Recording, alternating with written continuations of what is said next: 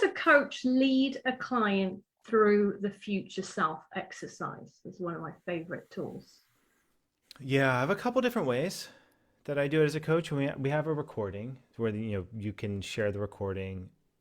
It's about 7 minute visualization where you imagine yourself a certain number of years in the future, anywhere from 5 to 10, and then then coach around it. So that's one way, just having that recording or a visualization that leads people to that. That was my preferred way for a long time. I would have it on my phone. I had headphones, and I did a lot of coaching in coffee shops, and I'd have them listen to it, and I just would sit there for 5 minutes with them. Um, that's one way. Another way is to have a worksheet and have them fill out a worksheet that's on the other end where you just ask them, okay, so imagine yourself 9 years in the future. What's that person like? And they fill it out. And that's more on the less people who are allergic to visualizations side. And then you can go in between. You can do visualization light, and that's where I usually go. That's where I settle on now. Let's say I'm working with a client. I'll ask them to imagine themselves 9 years in the future walking in the door. Like imagine yourself right now walking in the door 9 years, Raj, or 9 years, John, just sitting there in the sofa, like back there. What would you say? What would you do? Would you be mad? Would you be happy? Would you tell me, hey, get it together? Do it better. Or would he say, oh, you're doing great? You know what I mean? So that's my favorite. As you're listening right now, you can imagine your 9 year future self coming in the space. What would that be like? So I ask my clients sometimes which one of those three they want to do. I'm curious, you, Raj, which one do you feel like you gravitate towards, or how do you introduce clients to the future self?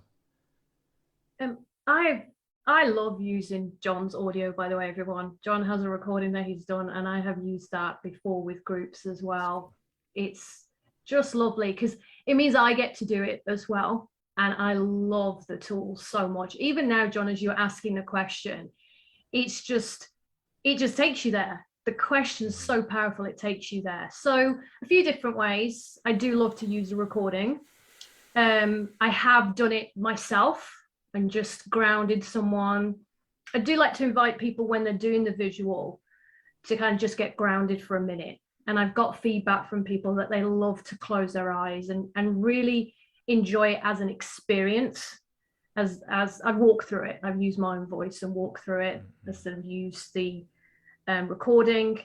And then I've just used it to ask questions like you just did. And I think, what I've recognized that people who are more kind of auditory digital maybe don't respond as well to visualization. Or when we've done the future pacing tool, we've asked them to do a recording themselves of future self. There are a few people I know that prefer a vision board versus a vision recording. Mm-hmm. So I think it's meeting the client where they're at with the activity, isn't it? Yeah, that's a solid ground. Yeah. Why is it so powerful in coaching, John, to use future self? Yeah, there's a lot of research on this too. The positive psychology has looked at it's in positive psychology terms called future temporal modulation, which I think it's just a funny word, like future temporal modulation. Basically, it's using your imagination to imagine yourself in the future. And the power of it, from my coaching standpoint, it comes from a new perspective. So you put yourself into almost like a bird's eye life perspective, and people often imagine that the future is going to be better than the present. So that's just not, most people are, if you just look at humanity, most people are hopeful, especially if you move it out far enough in the distance. Most people are optimistic. If you move it like not too far in the distance, let's say 2 hours from now, most people are pessimistic. And when you also put things really far away, there's this idea, like we tend to value what's the ideal, what's the perfect thing that, what's the ideal. As time gets closer and closer, then we look at, well, what could we do? Like, it's more like what's realistic. What's possible, gives way to, okay, so like, you have to keep sacrificing until you get down to, what you only need to do right now. What's feasible. There it is. That's the word I'm looking for. So what's possible gives way to what's feasible.